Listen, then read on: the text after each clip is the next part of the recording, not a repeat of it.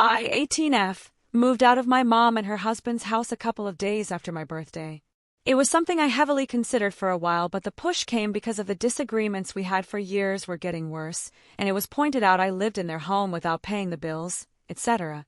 So I spoke to my grandparents and we agreed that it would be better for everyone if I lived with them. They came and helped me pack up my stuff. I took all my important documents and I left. My mom didn't believe it at first and tried to talk me out of it. She said I need to at least finish high school living with them, but I said no. My reason for moving out stems from the history with my mom since she remarried and her husband. My mom raised me mostly alone for 12 years. My dad died when I was only 7 months old. Even though I don't remember him, and he was gone a long time, I grew up with photos of him in our home, and hearing stories and connecting with my family on his side. So I always felt a connection, and I was always protective of he is my dad even if he died before I could remember him. Mom always said nothing could stop him being my dad, and that she believed he was looking over me. Things changed when she got remarried. It went from dad will always be my dad to hello, new dad for you here. Mom called him my new dad and he told me he couldn't wait to be my dad. I said I didn't want that. It led to fighting and he was hurt because you don't even know your dad and you have no memories of him, so why reject me for someone you'll never know? While Mom told me I needed a dad, that she was sorry she hadn't seen it sooner.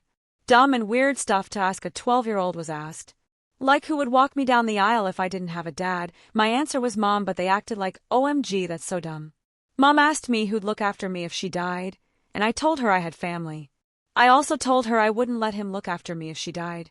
That of course also hurt his feelings because he said I should stay with a parent over extended family. Then my name became an issue. They wanted me to change my last name to his.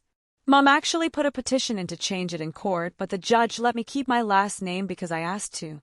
They also looked at having him adopt me, but they were told my lack of consent would be the end of it. And I was very clear I did not want to be adopted by him. They had us in therapy for 2.5 years. They would bring up my name a lot.